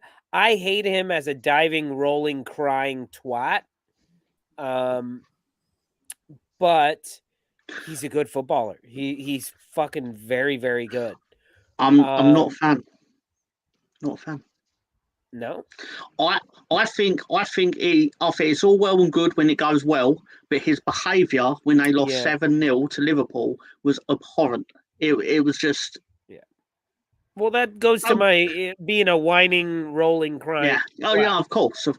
But there's a very specific example of a player that will give you 100% when it's going well. But he's the captain as well. He was the captain. Like, he's not the captain now because of that, I'm guessing. Like, he was their captain. Is he still the captain? Who's their captain? I have no idea. Think of somebody else who would be their captain. Harry Maguire, but he doesn't always play. Rashford, no. Ericsson, but he doesn't always play. Casemiro. I think it's McTominay that's because he's been starting. McTominay lately. Never plays. I bet he doesn't start. That's not true. He's got like 4 goals for United. No, I know he's got 4 goals in Bruno's the captain. 2 were in about 4 minutes, weren't they? It is interesting because you got Bruno's captain for Bruno at Manchester team, and then you've got Reece James captain for Chelsea, and it's like if we're gonna identify what a captain is, they don't necessarily fit the bill. One's barely ever available, and as you say, the other one is basically he's the one you're gonna have to calm down from getting a red card sometimes because he does lose his head. If he likes to leave a leg in there, you do it to him, he's screaming and crying the whole time, as opposed to just like, just deal with it. If you can do it, then they can do it too, kind of thing. He doesn't like to have somebody return a favor. So, right. Yeah, I think that's my point with him. How many? So here's an interesting question: how many scum players would you put in your team, Lolo and Gary? Here's something that I hadn't thought of until this moment, and I'm deciding I'm going to make a statement on it. Oh, damn. I would take Onana over Raya right now. Oh, that's you lead into a very, very interesting topic. Onana is the reason they got Onana is because of his footwork. And we are a team that we're trying to teach Raya to be better with his feet in game. So I'm gonna throw it out there. Does. I'm gonna throw it out there because you cracked the pop there, and I gotta ask straight out because I was thinking about it during the Sevilla match. At this point, for what Ramsdale got pulled for, is it time to pull Raya and put Ramsdale back in? Because Raya's been terrible the last 2 matches. He hasn't paid for his mistakes in the last 2 matches. But could you imagine if he paid for his mistakes against Sheffield United? Because that's where it's leading to. Now here's the debate there. You could actually bring Ramsdale in. You could put that in your game plan because you know what? Hey, Raya's going to make these types of mistakes. Let's look for those. I think look, man. I think unfortunately Raya starts again because Ramsdale used to play for Sheffield United, where it becomes too much of a story. Oh, well, you brought him back to play against his old team, and he gave away. Why not make it a story? It worked for Wolves. Doesn't matter. The Gary O'Neill Brentford story was. To me, Ramsdale's a better keeper. Sorry. Tom? Can I just answer this question from John Garside and then you can continue with this just because while it's on my mind. Leeds 3-1 is 9s and 4-1 is 14s. So, thank you. Sorry. Go back to goalkeeper talk. No, we don't need Nana, to. huh? You know what's crazy? I if I'm gonna go crazy, I'm like, I'll take my Tomine because I think he gives something we don't have. You know, he is a little bit. He's a little brash, and he does now. He seems to be scoring. If you recall, we've had a play just like that on Xhaka. You know, he was pretty brash in his tackling and stuff like that, getting unnecessary yellows, but then he has turned out all right. And if you're gonna catch McTominay on this resurgent of form, you know, why not? It's a crazy thought. But yeah, I do like the Garnacho guy, the little kid. So that would be cool. So Garnacho, right? So I could see that working for us. We are seemingly going young. And Mark, your audio's off. Sorry. Oh, is he talking to us? I think he was trying to. That's my thoughts on that one. He hadn't spoke for about a minute, so I assumed he had audio issues. Oh, no, still can't hear Yeah. you. Buddy. Still got the issues. Got the issues. Yeah. Oh, you better get all words in now. You know why he's. Still got the issues, brother. Let me tell you something. Mean Gene. Your audio. You're having some audio issues. Yeah. Nope. Can we hear him? Nope. Still can't hear him. You He's are got muted audio on issues. StreamYard. You motherfuckers. We didn't do that. Oh, I think you did, Gary. No, that was you. I only did that once. I don't. And have I tried to unmute you, and it said the guest has muted themselves. I'm gonna come for you, Gary. Oh no! Because let me tell you, I'd already done it, BX. When you finally get to play the Wolves, you are gonna have played so many games. You're gonna be playing the fuck up. You're gonna be playing the Champions League. You're gonna be playing this, that, and the other things.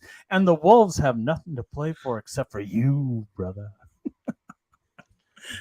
I got nothing. You know what? You're right about that. I did see that thing about Garnacho. I didn't. It sounded like I did not say that. He's trying to back down on that. I like Garnacho. I think he should start. He is a absolute spark plug of energy, and I would much rather have him playing in the front end of a game than the back end. You know, I want him. I want him scoring me a goal or two in the first 45 minutes rather than him coming in and possibly like playing us in from behind or trying to make something happen when not only my opponent's legs are slow, but my own team. You know, no, start that motherfucker. Yeah. I guess I did see. Now that you say that, Momaster, I did see there are articles about Garnacho and whether he will get suspended and stuff like that. So it For could be what? a little bit. Supposedly he sent a social media post and something about a gorilla in the tweet, and it was in reference to Onana, I believe. But Onana said that was like he was talking about strength and power and not. Yeah. He was just like, "Fuck you, man. That's bullshit." It was like, who was it? Like 2 or 3 years ago, where Cavani. it was Edison Cavani, and he was like, "All right, my negro." No, Negrito. And he was Negrito. Negrito, and he was referring to a countryman. Now I don't. I do understand. Hold on. Let me finish. I had a friend who was from that part of the world, and when he introduced himself to me, he said, "I'm Ephraim, but you can call me Negro." And then he like got really close to me, and he said, "It means, rhymes with bigger." And I was just like, okay. But the more people I met from South America and that like looked at that as a nickname that was like, yeah, that's cool. Yeah. The more I understood what Cavani was doing. You know, and I don't think Cavani should have been punished for that, and I hope he wasn't. I don't really No, he remember was. how it ended. He was actually, but for this is a moment where, but for Garnacho to say that, and Onana going, no, he meant that I'm powerful and all the things. You know, I'm like, Yeah. okay, yeah. I'm not qualified because to have there's an opinion on there's this. too many times Yeah. when the No, media it- is looking at shit like that and looking at the wrong angle. they're looking at the bad politics angle, of it. looking looking at at the the politics this of it. is fucked up angle rather than I do think it's one of those things where it's probably just a lot easier to just not say it. True. Yeah. Even if it Well, is, even if it is team banter or whatever, Yeah. it's just Yeah. easier to not say it and make it a public debate outside of your group. Yeah, I mean, it's like the whole like the locker room talk that if it ever got out, you just like Yeah. guys chatting with each other were saying stuff that they would, if any of that got recorded and put out there, just be like, but we're buddies and we're talking and we say this stuff all the damn time. All right, nobody gets offended by it, but the world does, and that's the problem. right. And that's why the Premier League has to act on it, because enough people get offended, even though the people involved take no offense. Yeah. That's what's shitty to me about all that. But there's Tom to Tom's point, you are not a nobody whose tweets only go out to the 5 people that react to their tweets. Your tweets go out to a shit ton of people. The tweet only went out to the 5 people Garnacho knows. His Twitter posse only runs 7 deep. Mark, you know what? Tomorrow, why don't you and I go on some racist tirade against each other, just to see if anybody fucking notices? You might get a blue star from from Twitter if you like, you're doing well, kid. Keep it up with that white monkey stuff. I'm not saying anything out of fake outrage or even like I don't know them, right? Like it could well just be a thing that is like pure, literally banter between 2 people that know each other. Point is though, you've done it in a way where a lot of people that don't know that have seen it, and it would probably just been a lot easier had you just texted it to each other. If you had to say it that badly. Yeah. Here, I'll start. Lolo, you ignorant slut. No. Okay. Mark, you ignorant That's slut. The Office. That's Lolo, the Office. you I know ignorant that. slut. Hold on, No, it's Saturday Night Live. Mark, you ignorant slut. Is it? It's in that episode, The Office then. as well, but yeah, it's from who was that? Jane, you ignorant slut. It was Jane Curtin and Chevy. Jane Curtin. Yeah, from Third Rock from the Chevy Sun. Chase. No. Well, No. she was in that too, but That's she what I know her from. originated from Saturday Night Live, the original, not quite ready for primetime TV players, and she was one of the original anchors on the news segment. And Chevy Chase was he was actually there, but it was the Jane you ignorant slut was like her and Dan Aykroyd, where it was like it was a point counterpoint, and it was absolutely beautiful. It was like, because Jane Curtin is like super serious about something, and then Chevy Chase comes on and he's like, Jane, you ignorant slut. You don't hear much good things about Chevy Chase, do you? Oh no, he's a fuckball. He's an absolute fuckball. I met him and had to serve him drinks, and his whole thing was, he took me aside and he says, I'm going to be asking for for seltzers, and if there's not vodka in it, I'm gonna have your ass. And I said, in which way, sir? Yeah. Hey, I just saw. In other words, I just saw a name there when my first time in Toronto. I go to get my rental car, and guess who's getting a rental car as well? I think it's Dan Aykroyd was getting a rental car. He's a cunt. Yeah. So, yeah, you meet all kinds when you travel. All right. So, my questions for you all is: we are now we're 10 games in, maybe 9 because obviously Tottenham played the 10th. We are coming into a section of the schedule that if you are in the top 4, you are playing a lot of games.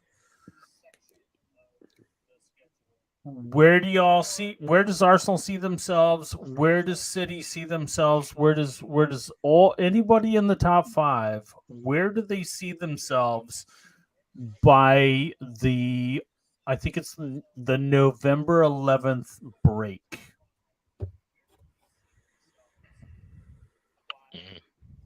Is that too vague, too broad? No.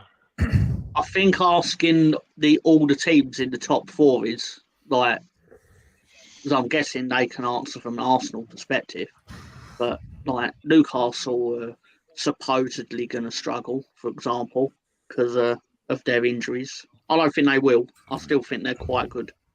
I think the top 4 stays the top 4. I think those are the 4 best teams in the league right now. Oh, I thought Mark meant last year's top 4 because they'll be playing Champions League games. No, actually, where we are right now, just okay, based on schedule, based on things, but maybe I just I jumped the gun because I'm not too sure. Well, Tottenham everybody would know all the things, but Tottenham don't have the fixture pile up. I think it's going to be interesting. They do have some tough games. I think this is the tough part. The next couple of weeks, I think, or the next month of games, there are tough games for them. They are playing a lot of the top 6 or 7 teams in that group. So there is a lot of that. Yeah. I mean, Arsenal. We have Newcastle. That's our biggest game in terms of Premier League. Otherwise, as long as Bournemouth keep losing. Sheffield United and Burnley are the only other 2 Premier League games that we have. So you should be expecting at least 7 points, I think, out of that. Right. So, No, I mean, Arsenal has a pretty soft schedule as far as I'm concerned. Compact. I mean, it's tight. Compact. I mean, you guys are playing a lot of games, but your Premier League games in between, it's like you've got United next, then you play in the EFL. You got Newcastle. You should take care of Newcastle. You really should. With Newcastle, you never know with any team. Any team out there. But it's just like the compact schedule. I think Arsenal is going to be okay. I think actually Tottenham is going to fall out of their run because they're looking at Chelsea, Wolves, Villa, City, West Ham, Newcastle, and that's like well into December. Who have Tottenham got next week? Does anyone know? Tottenham played today. Yeah, but I mean, who have they got next week? Chelsea. I don't expect anyone to know offhand. They get Chelsea next week.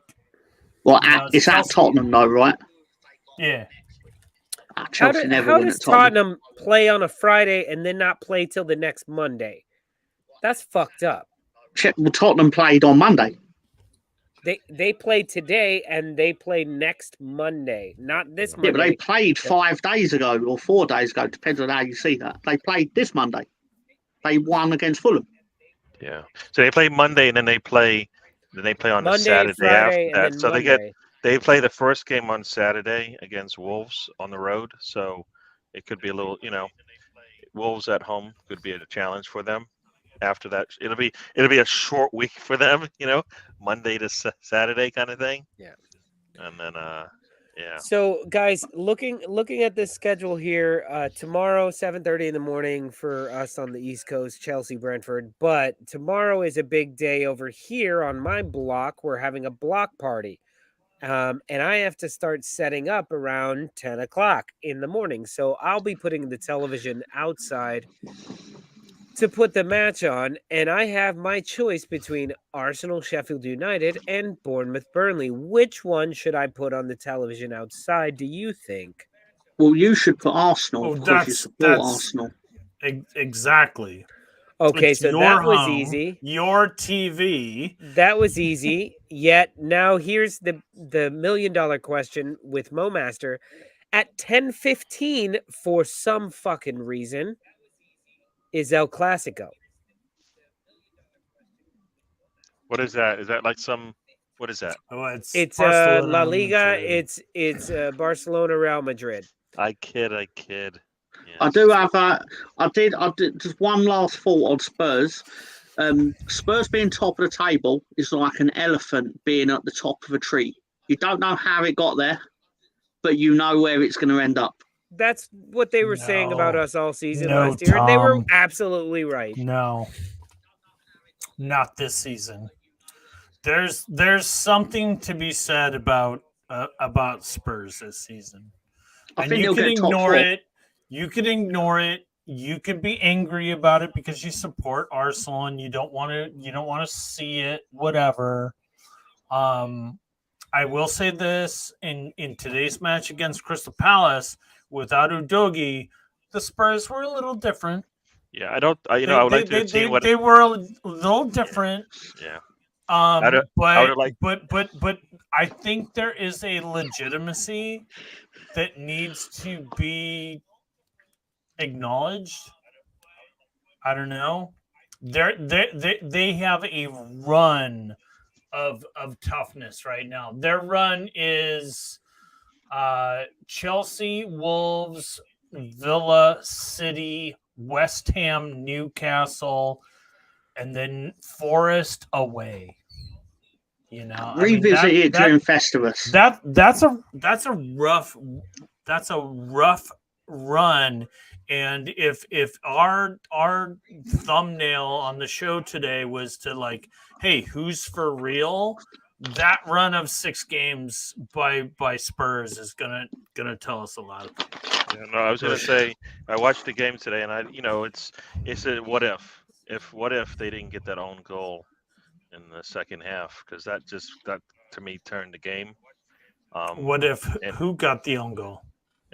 One of the defenders turned inwards instead of turned outwards, and what match? Spurs. The one Spurs that happened. The game that happened today. The first goal of the game was that own goal. Sure.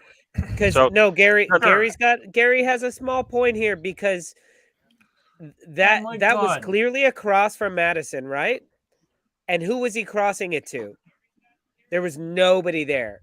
There was 2 or 3 Palace defenders.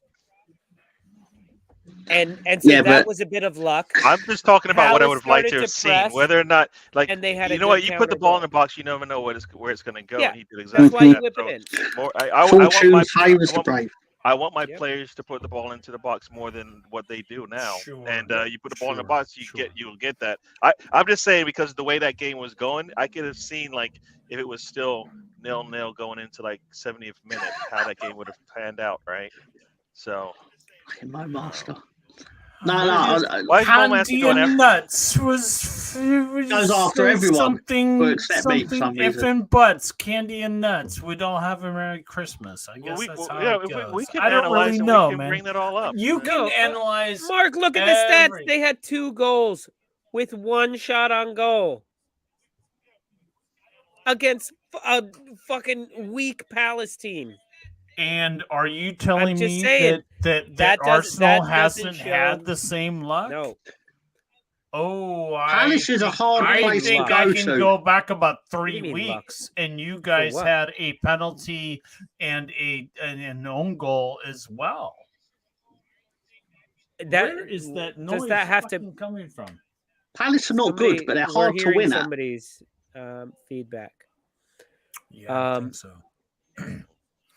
But no, Mark, it's not the luck on the own goal is its own thing. That's cool. It's a goal. But what that means is the entire match, you got one shot on goal and that one shot went in. It means you didn't even get a fucking shot Okay. the entire match. Nope. Now, Fair enough. The reason I but will give them some credit can you requested, all look at hold that on, one shot? Hold on. That You one made us shot. hold on. You can hold on. I will give them some credit of they're finding ways to win games. They played 10 matches and they haven't lost. That's impressive. No matter who it is, it's impressive. There's only one other team who hasn't lost this season, and that's us. And we've only done it 9 times. So doing it 10 times, it's fucking impressive. No matter what. And it's only 2 draws. So yes, there's something good about what they're doing. I'm just saying, when I think about will they continue this all the way through? Not with stats like 1 shot, 2 goals Probably against Arteta, a Robin weak Hood. Palace team. Weak Palace team. I don't think so. I wouldn't call think- Palace. I wouldn't call them weak at their own. Roy Hodgson literally did after the match. What are you talking about? Hey, I don't know what you're talking They about. are a I didn't weak watch side. that presser, but hey, I'm sure everything he said ended up with No, I'm not slagging them saying they're weak. I'm saying they are a weakened side right now because first of all they lost Zaha and then they lost right now they're without 4 of their main players and then Hudson came out and said the substitutes actually made us worse today. We like to think that we can substitute in the younger guys and they'll step up and do their thing and they didn't. I guess I was wrong. And I'm like, I gotta say, I'm gonna disagree with him because I think his substitutes played. You're gonna disagree with the man who's coaching his team and knows his players better than Mark, anybody he's on been the coaching planet. for 90 years. They played with 90 years he's passion. been coaching. He's been coaching since he actually worked at the Arsenal since the before it was a football Gutenberg club. Bible. It sounds like the game was really boring until Palace scored, to be honest. Yeah, Like, It was very boring It was even after they very scored. boring until stoppage time. Yeah, until And then Palace scored. It was honestly it was 15 or 20 minutes. It was very, very intense and very fun to watch. I wish half of Arsenal's matches would be that way. Now, was the ball actually handled? Is that they just didn't? I felt it was a handball, and that goal should not have counted. Okay, but you know what? I know. But you know what? He can't see the ball, and it wasn't like his hands were out like this, And it or came up like off of this. his body anyway. Once And it comes it- out it- of your it body. It caromed off his chest. Yeah. So and then it rolls, and so your arms are out like this when you're chesting a ball. It's not true. And it just. That's not what his hands were doing to me anyway. Okay, No, actually, Tom, I honestly Tom, thought. Tell us what it is. So Tom I'm was not about to questioning tell me Mark at all. that when you're chesting the ball, your arms are like this. No, Mark, I'm not saying what you said isn't true. I'm responding to the comment, football's job is to entertain. It's not. No. Football is a sport. It's a sport. Exactly. It's fundamentally a competition. Its job is not to entertain the people that are watching it. If it's to be entertained, then it's going to be scripted, and we don't want that.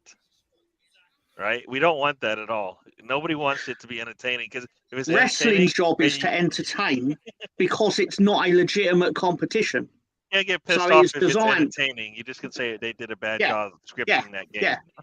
Yeah, sorry. No, I wasn't questioning what Mark said at all. I was reading the comments, said that's not true. Maybe don't- I was. Maybe I was. With respect, I wasn't 100% following what Mark said because I was reading the comments going, what? Apologies, Mark. Oh, no, none needed unless, like, these very informative people are, like, saying, oh, yeah, Mark is an idiot. No. But I don't think so. Nothing's I been don't said think about you, so. to my knowledge. But here's the thing, you know, it's like they took so long to look at it. That's all I gotta say. Yeah. Well, that means they were trying to find a way, but I don't know what he's supposed. I don't know what he's supposed to do in that situation. Because for me, when I looked at it, I'm like, he doesn't know where that ball's coming because the defender jumps up and is coming down as that ball comes right over his shoulder, essentially, and then it just hits him, and it does roll off his arm. But for me, that's where like you have to be at least. Come on, it's football. The ball's gonna hit your hand. That wasn't like it wasn't abnormal where his hands were, for me. You're moving. You're trying to, you know where the ball is. It wasn't like it was outstretched to me, and you should have given it to him. I don't know if that's going to be used going forward. That same kind of logic that they used there. That what they don't use the same logic. The greatest manager of the last 20 years is Jose Mourinho. Tom's having a conversation with the comment section, so ignore him, Gary. Sorry. No, Sorry, that's fine. Sorry, no, because it was funny watching the Saliba handball, and you see both players with their hands in the same position. You're like, look, that's just how people head the ball. They head the ball, their hands are up in the air. It's the only way you can jump in the air. It's really hard to just jump up without. I using love your that hands. one, Gary, too. When they're like, well, I mean, the shot's on target and his hand blocks it. I mean, it's a clear penalty. The shot's on target and he handballs it. It's a clear penalty. They give the penalty. They score the goal, and then they show a new angle and they go, well, here's a good angle from behind, and you see the shot is nowhere fucking near on target, and they just radio silence, and then they move on and go to the next thing, and I'm like, so it's just the commentators being, trying to the commentators just being wrong. Yeah. But they also is that a rule or not? That it should be on target? I don't know. I don't think that's actually should play into it, whether it's on target, because how in the world are you going to know? Like that to me is not a clear and evident error, right? That in the heat of the moment you can figure out, and it's going straight up, clearly like it's going way out, and my hand happens to hit it. Robin, like, I support penalty. Leeds. Just winning is nice. Sorry. Oh, we have to worry about so many things. I mean, we don't even know record goals, record points. I'd love to win 30 games 1-0. What does the fingering duck think about the hand position of the Crystal Palace player today? We haven't even talked about the 12 points that Everton might be deducted. Did you watch Crystal Palace versus Tottenham today? I did. What do you mean you'd rather shit in your hands and clap than watch Tottenham? Well, apparently he's going to shit in your hand. Here's what I say, because we've got 2 minutes, and what are you talking about, Mo? Sorry. We have 2 minutes, and normally we talk about our outrageous predictions with the last 2 minutes of our show. I'm going to go out with a crazy prediction. Aston Villa will lead the league by November 11th. Okay. Put money on that. Tom, find a way to take his money for that. Dude, do you don't even know right now? Here is Mark. No. I'll pay you $50. You will if you pay out. 5, I'll give you what's that? 10-1 odds. Lolo. between now. Yeah. What Tony said. What you talking about, Willis? Lolo, and Gary and Tom. Don't Hear use me my full out. name.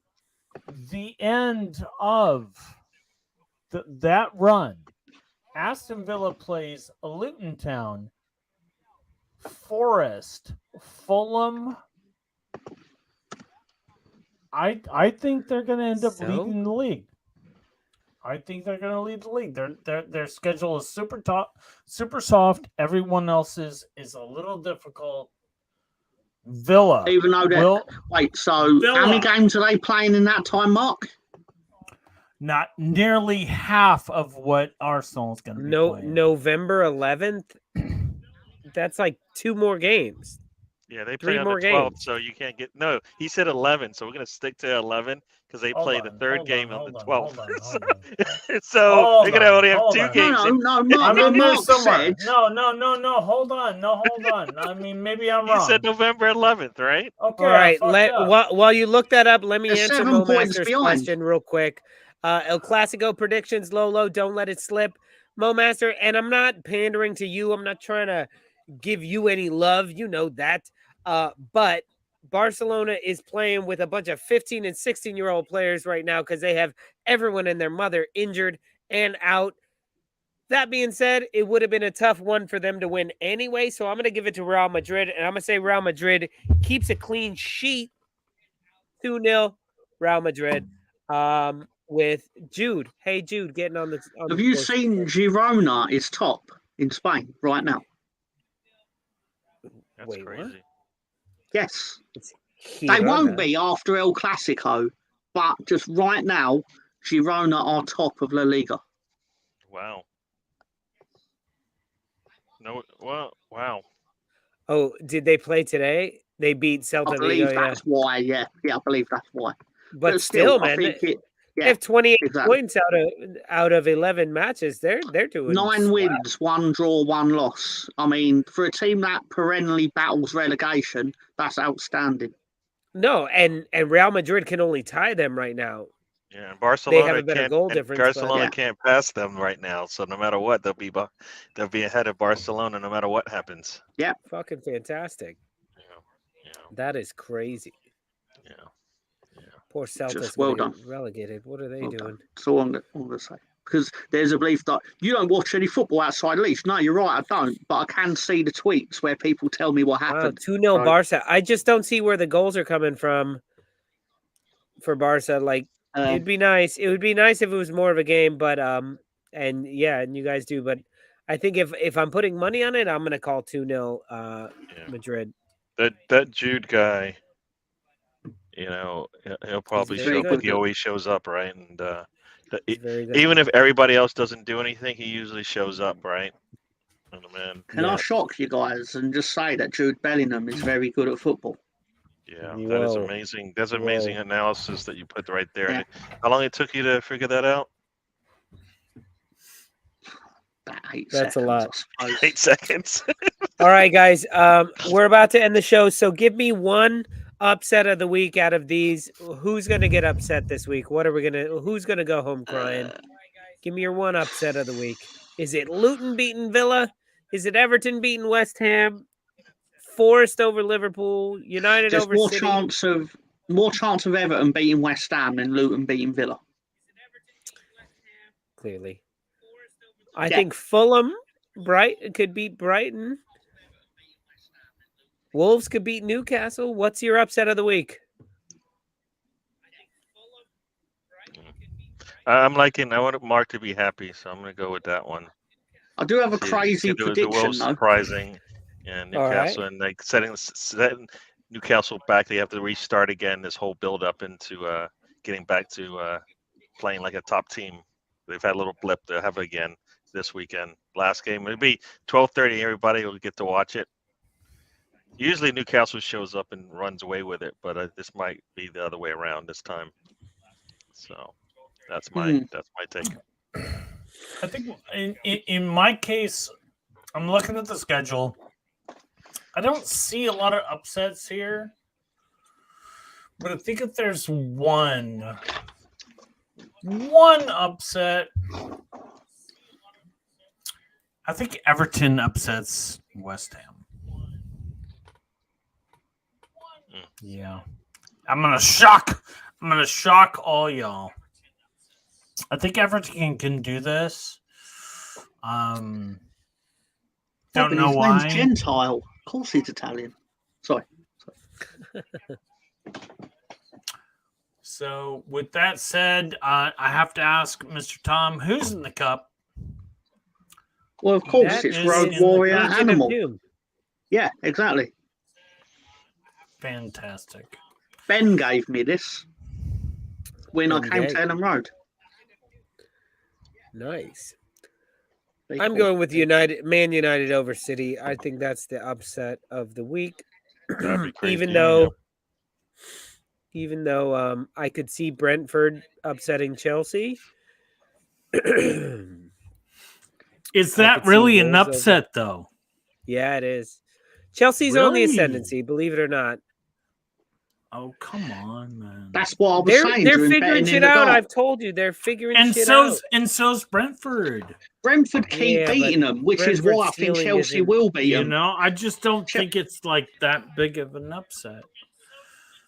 You know, Right. I think Brentford could beat them. Chelsea is very inconsistent. I don't know. I don't know. Finger's They're got figuring a shit out. prediction. All right, Finger's Finger, got a what you crazy got? prediction. Somebody Finger play us told out. me. Finger told me to tell you that he thinks that Man City will get an extra charge added to their list before they actually have to answer to the 115 that they're already supposed to.